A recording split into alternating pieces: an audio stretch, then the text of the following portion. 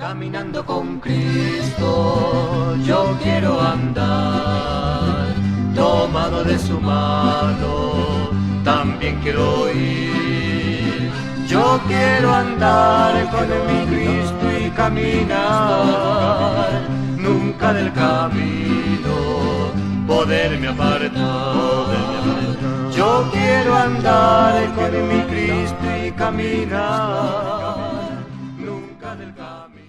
En tu voluntad que tienes para esta iglesia, para con cada uno de nosotros también. Cristo Jesús. Amén. Amén, hermanos. Hoy nos encontramos en el libro de Deuteronomio, los capítulos 19 al 25. Seguimos avanzando. Siempre tratamos de ubicarnos geográficamente. Disculpen que no soy buen dibujante, pero más o menos una idea.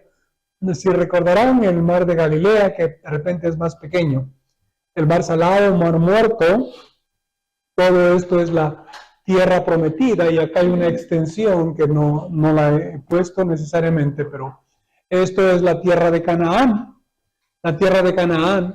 y por acá habían otros habitantes también, es decir, que no solamente estaban los cananitas, ¿verdad? Estaban los heveos, los jebuseos, y son como 7 grupos, incluyendo a los amorreos, que estaban para este lado. Entonces, el pueblo había viajado por el desierto 40 años, la primera generación había fenecido, ahora tenemos la segunda generación, y todo el pueblo estaba en esta área, frente a esta ciudad de Jericó, ¿no?, por arriba del Mar Muerto, en lo que se conoce como las llanuras o los campos de Moab. Ahí estaba el pueblo aprendiendo de Moisés, ¿no?, la explicación de la ley en su preparación para tomar posesión de la tierra prometida, que era básicamente esta área. No olvidemos que 2 tribus y media ya habían elegido esta área para tomar posesión de ella. Recordemos, fueron las tribus de Rubén, de Gad y la media tribu de Manasés. Quiere decir que media tribu de Manasés iba a estar para este lado y media tribu de Manasés para este otro lado. Toda la tribu de Gad, toda la tribu de Rubén estaban para este lado. Muy bien, estamos recordando. El pueblo no ha pasado todavía a tomar posesión. Moisés todavía está hablando con la segunda generación, preparándoles, y les está, como dice aquí debajo del título de Deuteronomio, les está dando la explicación de la ley, ¿verdad? Esto es a la nueva generación. Y el énfasis de esta explicación, no es segunda ley, dijimos, ¿verdad? No nos confundamos, es la misma ley, pero esta vez para la segunda generación. Y el énfasis, decíamos, de estos discursos de Moisés, fueron 3 discursos. Recién estamos avanzando, no hemos completado los 3 discursos, pero estamos avanzando. Estamos ya ahora en el segundo discurso, ¿verdad? Segundo discurso de Moisés. El énfasis siempre ha sido, desde el comienzo, que la obediencia a la ley dada por Dios a Moisés iba a conducir a bendición. Y lo opuesto también, que la desobediencia iba a acarrear maldición sobre el pueblo hebreo. ¿Ok? Y yo prometí que desde la primera clase iba a poner este encabezado, porque ese es el énfasis que Moisés trata de inculcar en el pueblo hebreo, en este caso ya los descendientes de la primera generación, es decir, la segunda generación. Muy bien, entonces vemos aquí el segundo discurso de Moisés, las estipulaciones del pacto en el Sinaí. Otro detalle también que hemos aclarado es que el monte de Sinaí es referido aquí más de las veces, casi todas las veces en este libro de Deuteronomio, como el monte de Horeb. Es lo mismo, monte Sinaí o monte de Horeb es lo mismo por si acaso. Muy bien, ahora, en este capítulo 19, se empieza con lo que se pone aquí, instrucciones para el orden social. Casi digo, el nuevo orden mundial. No tiene nada que ver con eso. Puede sonar un poquito parecido. Y esto incluye los capítulos desde el 19 hasta el capítulo 23, versículo 14. Todo esto corresponde a la organización social del pueblo, como el pueblo debía organizarse, como el pueblo debía plantear leyes para su gobernación. Cuando hablamos de la ley que Dios le dio a Moisés, siempre tenemos en mente, ¿verdad? Los 10 mandamientos decimos, pero la ley de Moisés iba un poco más en detalle. ¿No? Habían leyes específicas que nosotros hemos de alguna manera, al leer la Biblia, hemos visto. Hay leyes específicas de cómo deben comportarse los vecinos, cómo debe comportarse el hombre dentro de la congregación, la mujer dentro de la congregación, cómo el hombre debe cuidarse de mantenerse limpio como parte de la santificación, ¿no? Del estar alejado de los otros pueblos. Y en fin, muchas leyes que incluso algunas tienen nombre propio. Pues seguimos. En el capítulo 19 nos encontramos con lo que se conoce aquí las ciudades de refugio, ¿verdad? Y voy a leerles rapidito. Cuando Jehová tu Dios destruya las naciones cuya tierra Jehová tu Dios te da a ti y tú las heredes, y habites en sus ciudades y en sus casas, te apartarás, separarás, quiere decir, 3 ciudades en medio de la tierra que Jehová tu Dios te da para que la poseas. Arreglarás los caminos y dividirás en 3 partes la tierra que Jehová tu Dios te dará en heredad. Y será para que todo homicida huya allí. Y este es el caso del homicida que huirá allí y vivirá. Aquel que hiriera a su prójimo sin intención y sin haber tenido enemistad con él anteriormente. Es decir, que a quien alguien matara accidentalmente. Como el que fuere, por un ejemplo aquí dice, como el que fuere con su prójimo al monte a cortar leña, y al dar su mano el golpe con el hacha para cortar algún leño, saltare el hierro del cabo, y diere contra su prójimo, y éste muriere, aquel huirá a una de estas ciudades y vivirá. No sea que el vengador de la sangre, probablemente familiares, amigos, quienes conocieron a la víctima, dice, enfurecido, persiga al homicida y le alcance por ser largo el camino y le hiera de muerte, no debiendo ser condenado a muerte por cuanto no tenía enemistad con su prójimo anteriormente. Por tanto, yo te mando diciendo, separarás 3 ciudades. Y si Jehová tu Dios ensanchare tu territorio, como lo juró a tus padres, y te diere toda la tierra que prometió dar a tus padres, siempre y cuando guardares todos estos mandamientos que yo te prescribo hoy, para ponerlos por obra, que ames a Jehová tu Dios y andes en sus caminos todos los días, entonces añadirás 3 ciudades más a estas 3. Y vemos aquí que esto ya sumaría un total de 6 ciudades de refugio, ¿no?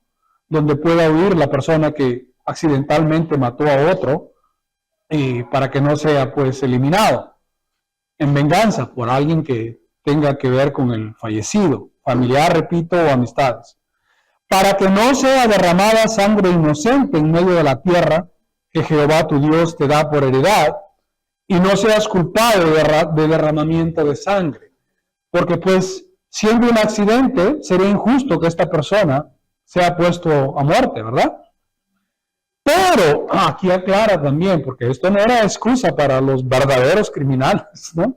Que quisieran escaparse, dice, pero si hubiere alguno que aborreciera a su prójimo y lo acechare, y se levantare contra él, y lo hiriere de muerte y muriere, si huyere a alguna de estas ciudades, entonces los ancianos de su ciudad enviarán y lo sacarán de allí, y lo entregarán en mano del vengador de la sangre para que muera. En otras palabras, estas ciudades de refugio no eran una escapatoria para criminales, era solamente un lugar de refugio para aquellos que accidentalmente habían matado a su prójimo. Dice, no le compadecerás, en este caso, al verdadero homicida, al criminal, no le compadecerás y quitarás de Israel la sangre inocente y te irá bien. Es decir, que había aquí una especie de condición, que al pueblo, la ciudad que fuere, que acogiere a un criminal así y lo protegiere, no le iba a ir bien, es que tenía que cumplir. Si verdaderamente era inocente, le iba a recibir y le iba a proteger. Pero si no era inocente, tenía que darlo a los ancianos de la ciudad a donde pertenecía este criminal. Y de esa manera a esa ciudad le iba a ir bien. Eso lo dice aquí en el versículo 3. Luego tenemos otras leyes específicas, ¿verdad? Entonces repito, para los que no llegaron temprano, que siempre que hablamos de la ley de Moisés, siempre nos imaginamos los 10 mandamientos, pero Moisés realmente habla de leyes complementarias que son derivadas en realidad de los 10 mandamientos, pero tienen una naturaleza más específica de detallar circunstancias especiales, particulares. Continuamos, leyes sobre el testimonio. En el capítulo 19, versículo 5, se dice, no se tomará en cuenta un solo testigo contra ninguno en cualquier delito, ni en cualquier pecado en relación con cualquier ofensa cometida. Es decir, alguien que viole la ley de Moisés y que haya una persona que testifique en contra de otra persona. No se aceptará a un solo testigo. Porque imagínense, pues no, la cosa sería todo un caos. Bueno, fulano de tal no me cae bien, ahorita lo acuso yo. Este señor ha cometido tal pecado o ha dicho esto. Así que había esta manera de alguna manera minimizar esas chances del mal uso del testimonio contra alguien. Dice, solo por el testimonio de 2 o 3 testigos se mantendrá la acusación. Yo creo que las personas que juzgaban se inclinarían más por 3 que por 2. Me imagino.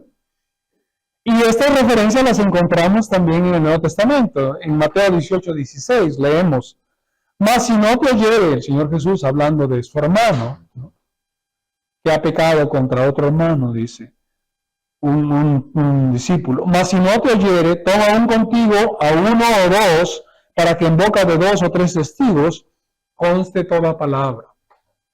Y esto tiene que ver con la naturaleza humana, que nosotros los seres humanos somos llevados por el mal, en el sentido de acusar a otros. Así que 2 o 3 personas más disminuyen esa chance, esa posibilidad. En 2 de Corintios, capítulo 3, versículo 1, leemos esto. El apóstol Pablo dice, esta es la 3ª vez que voy a vosotros. Por boca de 2 o de 3 testigos se decidirá todo asunto. Así que este principio del Antiguo Testamento se mantiene vigente en el Nuevo Testamento, de no aceptar a un solo testigo. En 1 de Timoteo, capítulo 5, 19, el apóstol Pablo le dice específicamente a él, contra un anciano no admitas acusación, sino con 2 o 3 testigos. Y finalmente en Hebreos, capítulo 10, 28, leemos, el que viola la ley de Moisés por el testimonio de 2 o de 3 testigos, muere irremisiblemente. Y es que la cosa era bien seria.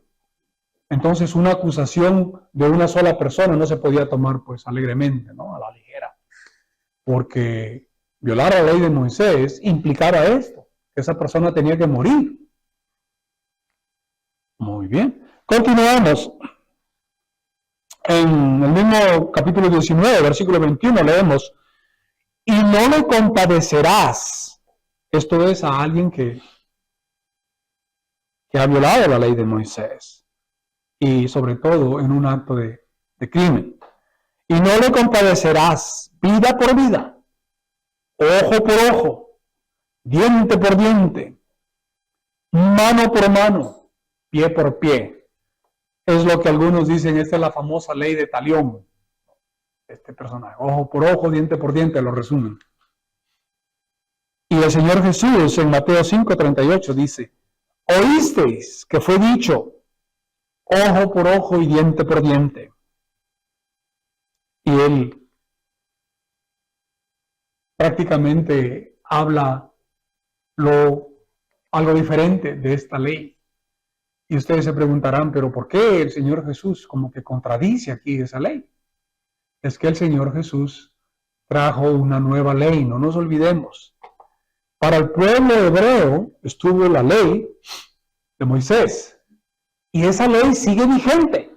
El Señor Jesús, cuando hablaba a los discípulos que eran judíos, yo no he venido a abrogar la ley, yo no he venido a quitarla. La ley sigue, está ahí, porque la ley está condenando. Y la ley no solamente condenaba o condena al pueblo hebreo, pueblo judío, para el tiempo de Jesús, pero también a los gentiles. Todo aquel que no ha aceptado al Señor Jesús sigue bajo la maldición de la ley. Y todos los que hemos aceptado al Señor Jesús, la iglesia, que está compuesta por gentiles, también por judíos. Hay judíos que se convirtieron. De hecho, los primeros discípulos no fueron gentiles, fueron judíos, pero ellos llegaron a formar parte de la iglesia. Y ahora son considerados parte del nuevo pueblo, la iglesia. Entonces ustedes dirán, ok, y el apóstol Pablo lo dice también, no estamos bajo la ley. Nos libramos de la ley. Nos libramos de la ley de Moisés. Pero el Señor Jesús trajo una nueva ley. Porque Él estableció un nuevo pacto. Y el nuevo pacto requería que hubiese una nueva ley. Y si hablamos de nueva ley, no tenía que ser la ley de Moisés. Es la ley de Cristo. Y la iglesia, hermanos, nosotros estamos sometidos a esa nueva ley. Ya no estamos bajo la ley de Moisés, estamos bajo la ley de Cristo. Y ustedes dirán, sí, bueno, Cristo habló de amor y paz, y entonces, qué bueno, esa ley es la ley del amor y todo eso, ¿no? Y ya nos libramos de mayores responsabilidades. Lo contrario, hermanos, la ley de Cristo es más exigente que la ley de Moisés. Mucho más exigente. He comentado varias veces ejemplos, ¿verdad? O cuando el Señor Jesús dice, por ejemplo, ¿viste que fue dicho, no adulterarás? Mas yo os digo que cualquiera que mire a la mujer de su prójimo y en su corazón la desee, ya adulteró.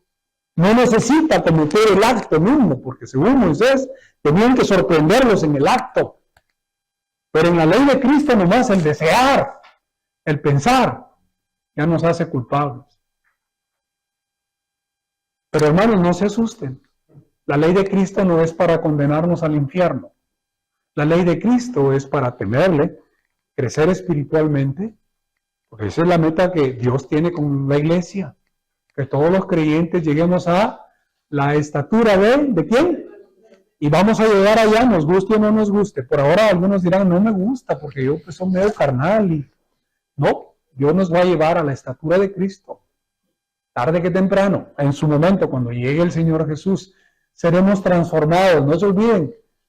¿Cuántas veces he dicho esto?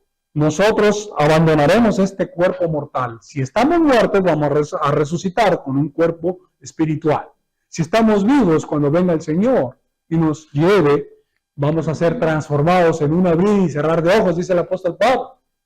Recién abandonaremos la naturaleza humana, mortal, pecaminosa, y seremos perfectos. Porque ese es el plan que Dios tiene con la iglesia, con nosotros. ¿Ok? Pero mientras estemos aquí, tenemos esa responsabilidad de observar la ley de Cristo, que es bien exigente, como ya lo dije. Continuamos. Dice aquí, en el capítulo 20 pasamos ahora, versículo 1 dice, cuando salgas a la guerra contra tus enemigos, si vieres caballos y carros y un pueblo más grande que tú, No tengas temor de ellos, porque Jehová tu Dios está contigo, el cual te sacó de la tierra de Egipto. Una manera de decir, mira, el que va a pelear soy yo, no te preocupes, te voy a usar a ti, pero el que te va a dar la victoria soy yo.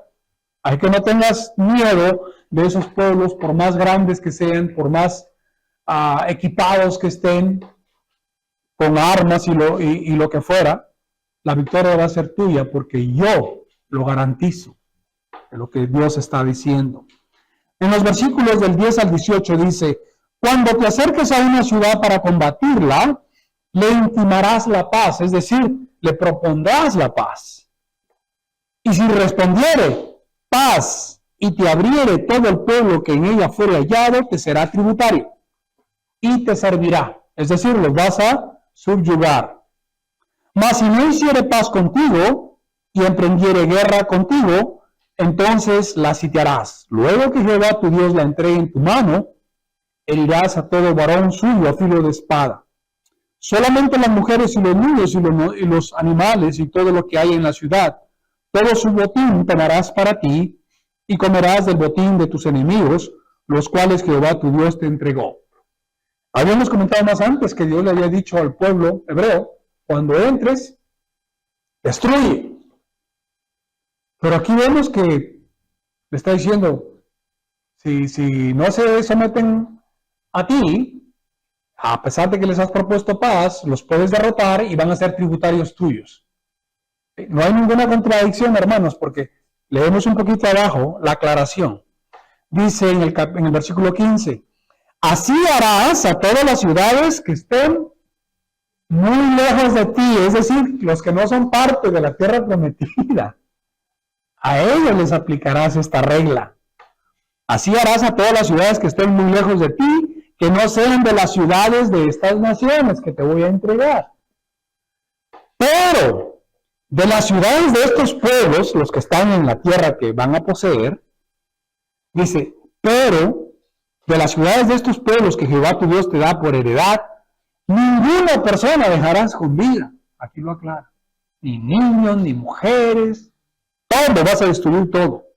Dice, sino que los destruirás completamente. Y aquí hace la lista, por si acaso, para que no se vayan a olvidar, le dice al pueblo hebreo, ¿no?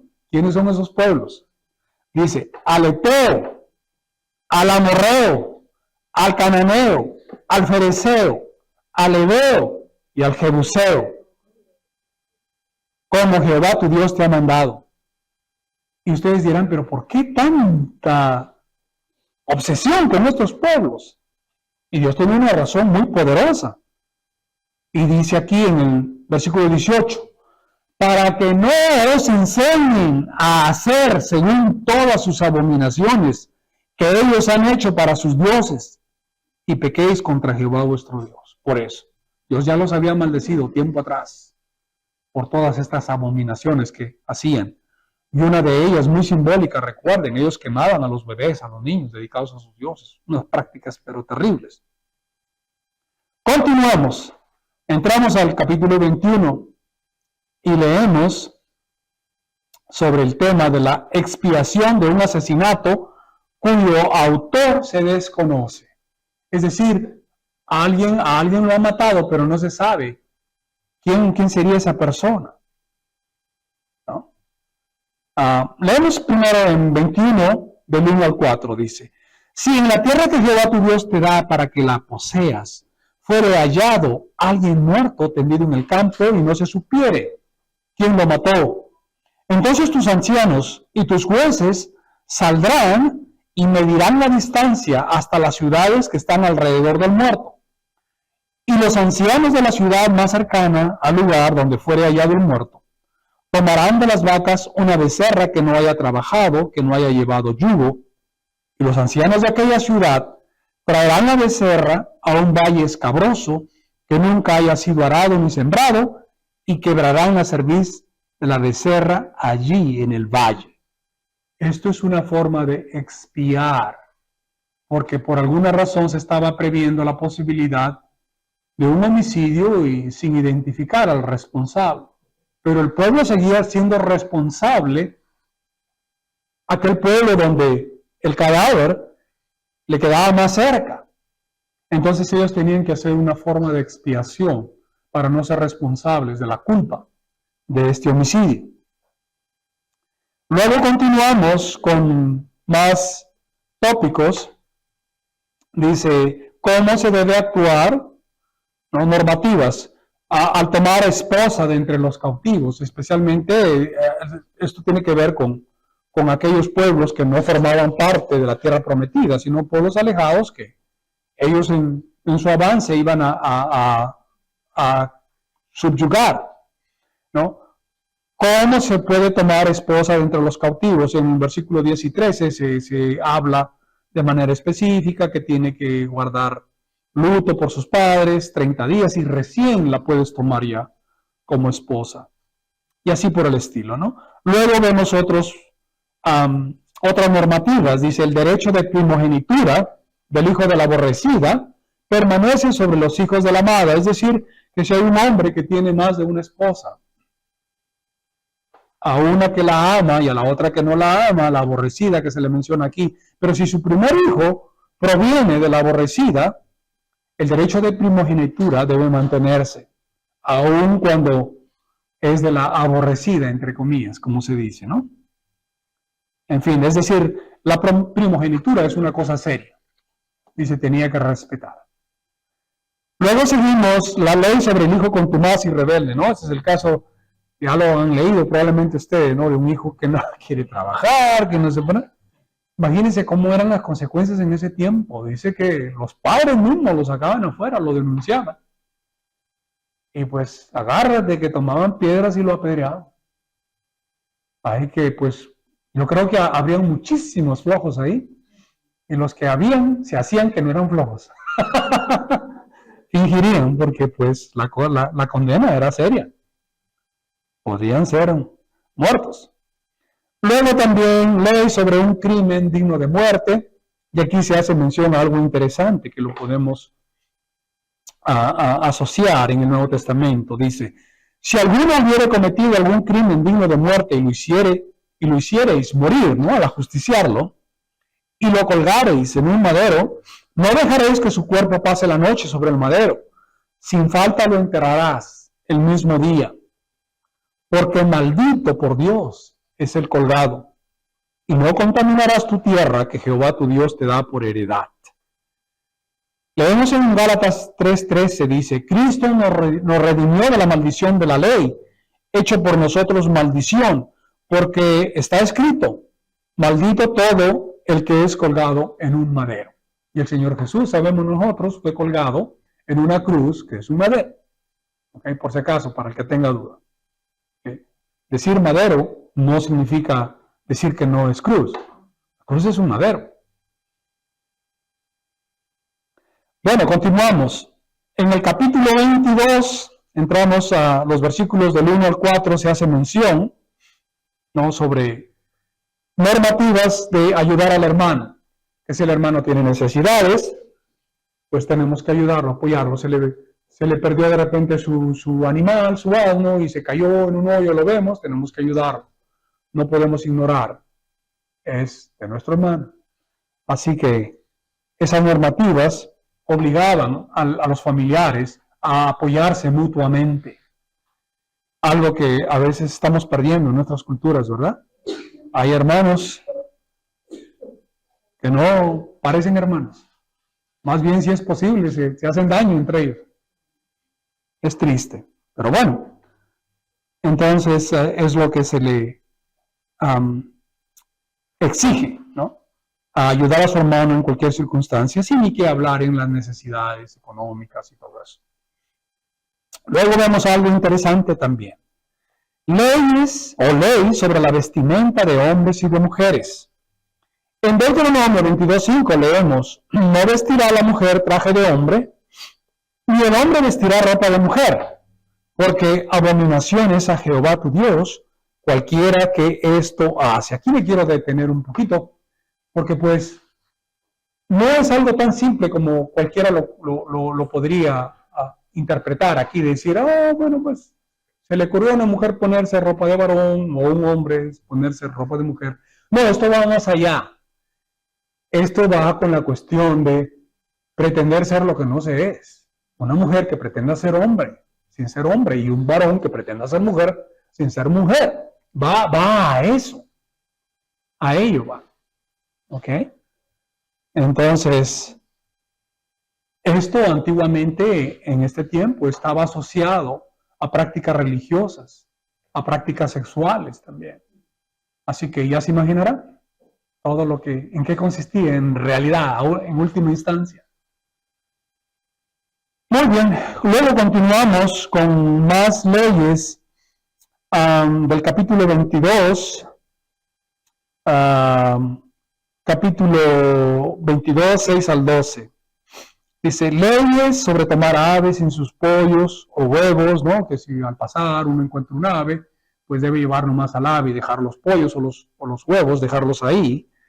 Dice, parece una cosa insignificante, ¿verdad? Como una nimiedad, decir, ¿qué importa? Agarro al ave y me la llevo con polluelos y todo, con huevos y todo. Hacer también pretil en el terrado al construir una casa nueva. Oh, ¿cómo diríamos ahora? ¿Un porche? Pretil sería, pues, no, la barrera. No se vaya a caer alguien. No, de eso se trata, dice. No sembrar la viña con semillas diversas. Es decir, mezclar semillas y plantas diversas que van a nacer. ¿Por qué? Porque no van a dejar crecer bien ni la viña ni las otras plantas. De eso se trata. Sin embargo, estas cosas que parecen insignificantes tienen una importancia y una trascendencia grande porque estaban asociadas con prácticas idolátricas y ese es el problema. Usted dirá, ¿no? Que el ave, que el pollo, todo esto estaba asociado con prácticas idolátricas. Dice, no arar con buey y con asno juntamente. También era otra cosa. Imagínense un pobre buey, no va a trabajar al mismo ritmo que un buey. Un asno, digo. Un asno no va a trabajar al mismo nivel. Y estas cosas se hacían deliberadamente por estas naciones. Esto lo practicado. Y no vestir ropa de lana y lino juntamente. Y también recomendaba hacer flecos en las 4 puntas del manto para cubrirse. Los que a veces leemos así superficialmente decimos, esto parece una tontería. Esto no me queda la importancia. Pero recobra importancia cuando está asociado a las prácticas idolátricas de estos pueblos. Y se vuelve bien trascendente, bien importante. Y por eso específicamente Moisés les prohibía hacer esto. Porque estas cosas las hacían esos pueblos. ¿No? Practicaban ellos estas cosas. Muy bien, continuamos. En el capítulo 22 del 13 al 30 se habla sobre leyes sobre la castidad, dice, ¿no?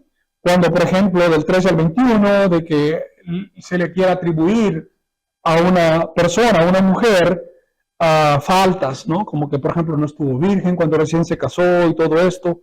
Y se habla aquí de que los padres van a traer la prueba de la virginidad. Oiga, póngase a pensar.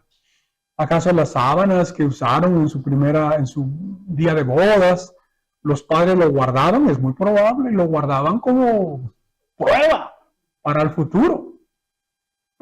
¡Wow! Tremendo es eso, ¿no? Cosas de cultura, cuestión cultural de estas cosas. Así que si descubrieron que era una falsa acusación, al hombre le iba mal. ¿Sí? Por haber hablado mal de una virgen en Israel. ¿Sí? Y todo eso. Pero si era cierto, la cosa también era seria. A la mujer la apedreaban. Era tremenda la cosa. Luego en el capítulo 22, versículo 22, se habla sobre el adulterio. Si descubrían a 2 adúlteros, a los 2 los apedreaban. Tenían que morir. Recuerden, esto es parte de la ley de Moisés. Entonces no nos olvidemos, la ley de Moisés no era simplemente los 10 mandamientos que él recibió, sino que él tuvo que ampliar de estos 10 mandamientos normativas específicas a circunstancias específicas para poder actuar. Pero todo, desde luego, todo está dentro del marco de los 10 mandamientos. Porque usted me dirá, ¿pero dónde está eso de que...? Bueno, dice, no adulterarás para empezar, ¿verdad? Pero en general, si hay más detalles que se quieran mencionar sobre este tipo de pecados está el hecho de que estamos llamados a amar a Dios y amar a nuestro prójimo. Y si yo amo a mi prójimo, ¿cómo lo voy a agradar de esta manera? Practicando adulterio con su pareja, o robándole, o mintiéndole. Y simplemente Moisés amplió las leyes, las normativas, pero todo bajo el contexto de los 10 mandamientos. No es que él inventó leyes, él simplemente las amplió dentro del marco de los 10 mandamientos. Luego se habla también sobre una virgen, sea que cometió fornicación o que fuera violada, ¿no? Y se habla de las circunstancias, si era culpable o no. De repente fue violada y fue en el campo, no había quien la socorriera, pues no se le podía culpar. Pero si ocurrió en la ciudad, en casa de su padre, ahí se era culpable. Y la apedreaban, la congregación, el pueblo. Continuamos, el capítulo 23 ahora. Se dice, los excluidos de la congregación. Para empezar, ¿quién era la congregación? ¿O quiénes eran los de la congregación? Los de la congregación eran el pueblo hebreo. Cuando estaban en el desierto, se hablaba del campamento, de la congregación, el campamento. Así que, ¿quiénes podían formar parte de la congregación? Una vez mencioné en clases anteriores, ¿no?, cómo era la distribución de las tribus con respecto al tabernáculo. Y habíamos mencionado que bien abajo habían gentes también que no eran del pueblo hebreo, pero que seguían al pueblo en su marcha. A eso se refiere. Estaban excluidos de la congregación, no podían podían entrar al campamento, mucho menos entrar a la parte del tabernáculo donde supuestamente iban a hacer sacrificios. Así que ellos se quedaban afuera del campamento, aun cuando pudieran tener simpatía por el pueblo y se identificaban con el pueblo y querían seguir al pueblo y buscaban las bendiciones del pueblo, etcétera, etcétera. Ahora sí, ¿quiénes eran excluidos? No podían ser miembros de la congregación, dice. Todos los varones con defectos genitales, ¿no? Problemas de tenían testículos magullados y cosas así. Luego, los bastardos, es decir, los hijos no legítimos, no podían formar parte de la congregación. Dice, ni hasta la 10ª generación. Quiere decir que a partir de la 11ª generación podían ser incorporados. Okay. Los amonitas, los moabitas también estaban excluidos. Dice, ni hasta la 10ª generación. Y que tenían que pasar 10 generaciones primero para que los descendientes pudieran ser admitidos al pueblo. Al comienzo estábamos hablando del desierto, pero después, una vez que ya construyeron sus ciudades, iban a ser admitidos, por ejemplo, al templo, que posteriormente se construyó en Jerusalén, ¿no?, por Salomón. ¿Correcto? ¿Estamos bien en historia o no estamos bien en historia? Muy bien. Dice aquí, decíamos que ni hasta la 10ª generación. Y hacía mención de esto porque no olviden recordar que el rey David tenía ascendencia moabita, ¿verdad? ¿Sí? ¿Se acuerdan o no? De Ruth, que fue con su bisabuelo, que tuvo ¿a quién tuvo? ¿Cómo se llamó? Obed. Y luego Obed tuvo a Isaí. Y David vino a ser hijo de Isaí. Pero ellos descendían de una moabita, en teoría. Usted me dirá, ¿y cómo fue esa cosa? Porque David, de hecho, él tuvo intención de hacer el templo, pero Dios no lo dejó, ¿no? Le dio ese privilegio a su hijo. Pero nosotros sabíamos que él participaba de los cánticos, él compuso muchos cánticos para el templo, de la música, era un músico, y él fue considerado parte de la congregación. Y quizás ustedes pueden decir, ¿y cómo fue la cosa allí? Porque de Obed hasta David no habían 11 generaciones. ¿Ves? Bien fácil. Dios lo permitió. O Dios no puede. Así de simple. No, alguien puede comentar, aquí la Biblia se está contradiciendo porque mira esto de acá. Dios es soberano y Él hace lo que sea su voluntad. Así que Él puede simplemente decir, esto no aplica aquí. Punto. Igual como el Señor Jesús.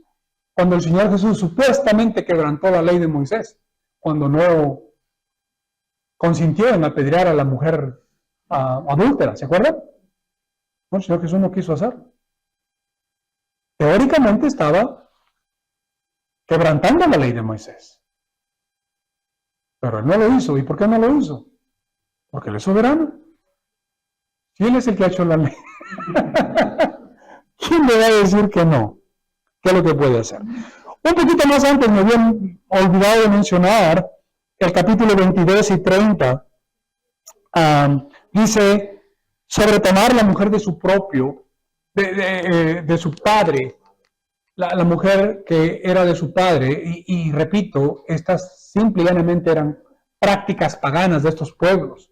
Por eso es que Dios los abominaba, Dios los había aborrecido y había determinado eliminarlos. Todas estas cosas, incesto y una serie de abominaciones que practicaban estos pueblos, estas naciones. Muy bien, continuamos. Dice, no aborrecerás al edomita ni al egipcio. Solo sus hijos podrán entrar en la tercera generación. Aquí sí la cosa era un poquito más benevolente, ¿no? Por parte de esta normativa de Moisés. Ya no era la décima, hasta la décima, ni hasta la décima generación, dice, sino hasta la tercera. ¿Sí? Solo sus hijos podrán entrar en la tercera generación. Es decir, que egipcios que decidieran, bueno, yo quiero ser judío, y se hacían judíos. Se casaban de repente con una judía o con un judío, y estos se hacían judíos. Entonces, solo eran permitidos formar parte de la congregación después de en la tercera generación. En la tercera generación. Quiere decir después de la segunda, si queremos ser literales. Muy bien, avanzamos. Luego vinieron leyes sanitarias, nos hacen recordar al libro de Levíticos. En el libro de Levíticos se acuerdan, ¿no? Dice cuando sales a campaña y vas a pelear y de repente te has contaminado, has tocado un muerto y todo eso, tenían que practicarse normas de salubridad. Y luego en la sección 4 tenemos esto de las instrucciones de leyes misceláneas, leyes humanitarias. En Deuteronomio 23, 21, 23 leemos, cuando haces voto a Jehová tu Dios, no tardes en pagarlo, porque ciertamente lo demandará Jehová tu Dios de ti, y sería pecado en ti. Mas cuando te abstengas de prometer, no habrá en ti pecado. Esto se le decía al pueblo hebreo. Pero lo que hubiera salido de tus labios lo guardarás y lo cumplirás conforme a lo que prometiste a Jehová tu Dios, pagando la ofrenda voluntaria que prometiste con tu boca. Además, en Mateo 5:33 leemos, además habéis oído lo que fue dicho a los antiguos, no perjurarás, sino cumplirás al Señor tus juramentos. Y esto es para que reflexionemos, hermanos, no seamos presurosos, no seamos ligeros a prometerle a Dios, porque pues Dios nos va a exigir, nos va a demandar, que seamos muy cautelosos. En el 24:1 leemos, cuando alguno tomare mujer y se casare con ella, si no le agradare por haber llevado en ella alguna cosa indecente, le escribirá carta de divorcio y se la entregará en su mano y la despedirá de su casa. Esto lo leemos en el Nuevo Testamento, ¿no? Versículos que el Señor Jesús dice, también fue dicho, cualquiera que repudie a su mujer, dele carta de divorcio. Bueno, de hecho esto fue el argumento de los que querían tentarle a Jesús, y Jesús le dice, pues al principio no era así, sino que vuestros padres presionaron a Moisés, porque al principio Dios, varón y hembra los creó solamente para que fuera un solo matrimonio. Y en Mateo 19:7 leemos, ¿Por qué pues mandó Moisés dar carta de divorcio y repudiarla? Es la misma razón que les dijo el Señor Jesús. Ellos dijeron, Moisés permitió dar carta de divorcio y repudiarla. Está en Marcos 10:4. Y finalmente en Lucas 16:18 dice, todo el que repudia a su mujer y se casa con otra, adultera. Y el que se casa con la repudiada del marido, adultera. Claramente contradice lo que dijo Moisés, ¿verdad? Porque Moisés lo autorizaba. Puede dar carta de divorcio. Y el Señor Jesús dice, no. Todo el que repudia a su mujer y se casa con otra, adultera. Y el que se casa con la repudiada del marido, adultera. Muy bien, continuamos. 25:4 dice, no pondrás bozal al buey cuando trillare. Y el apóstol Pablo aclara, ¿a qué se refiere esto? ¿Acaso Dios estaba interesado en los animalitos aquí? Dice, porque en la ley de Moisés está escrito, no pondrás bozal al buey que trilla. ¿Tiene Dios cuidado de los bueyes o lo dice enteramente por nosotros? Pues por nosotros se escribió, porque con esperanza debe arar el que ara y el que trilla. Con esperanza debe recibir del fruto.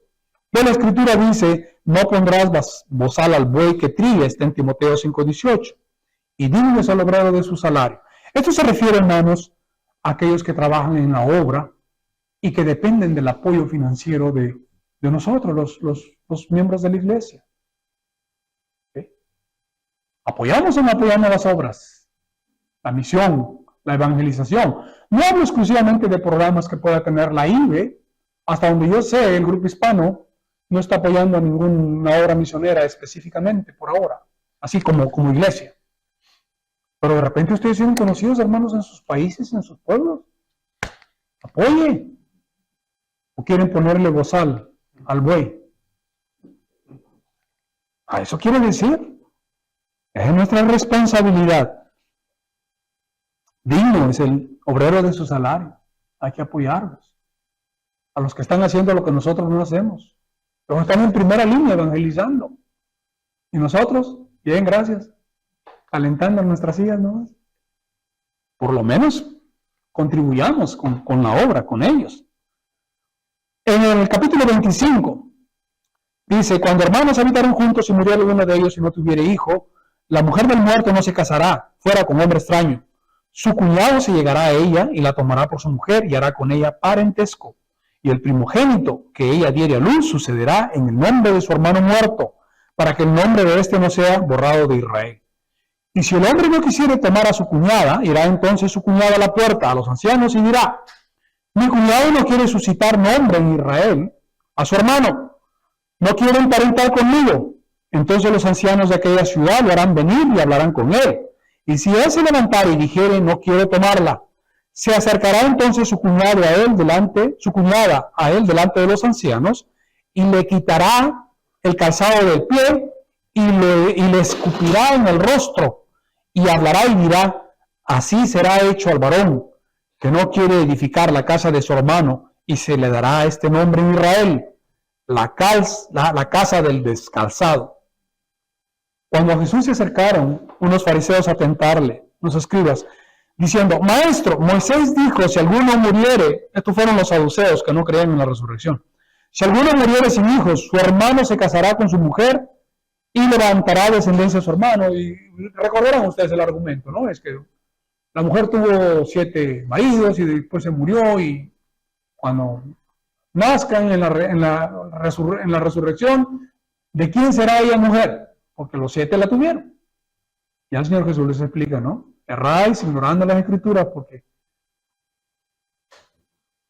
después de la resurrección no habrá matrimonios. Muy bien. Maestro, bueno, en fin, ya seguimos esto. Y la parte final del capítulo 25 se refiere a una orden de exterminar a Amalek. Dice aquí, en Deuteronomio 2, 25, 17 al 19, acuérdate de lo que hizo Amalek contigo en el camino cuando salías de Egipto, de cómo te salió el encuentro en el camino y te desbarató la retaguardia de todos los débiles que iban detrás de ti, cuando tú estabas cansado y trabajado y no tuvo ningún temor de Dios. Por tanto, cuando Jehová tu Dios te dé descanso de todos tus enemigos alrededor, en la tierra que Jehová tu Dios te da por heredad para que la poseas, borrarás la memoria de Amalek de debajo del cielo, no lo olvides. Y ustedes recordarán que hubo un rey posteriormente que se olvidó. ¿Cómo se llamaba ese rey? Saúl se olvidó de cumplir este mandamiento de Dios y perdonó a Agag y a lo mejor del botín que consiguieron. Ok, mis hermanos, vamos a orar. Padre Santo, gracias te damos, Señor. Gracias te damos siempre, porque cada vez que leemos tu palabra, aprendemos a conocerte mejor, aprendemos a temerte más, Señor, como tú esperas de nosotros. Acompáñanos a la siguiente parte, en Cristo Jesús. Amén. Caminando con Cristo, yo quiero andar, tomado de su mano, también quiero ir. Yo quiero andar con mi Cristo y caminar, nunca del camino poderme apartar. Yo quiero andar con mi Cristo y caminar.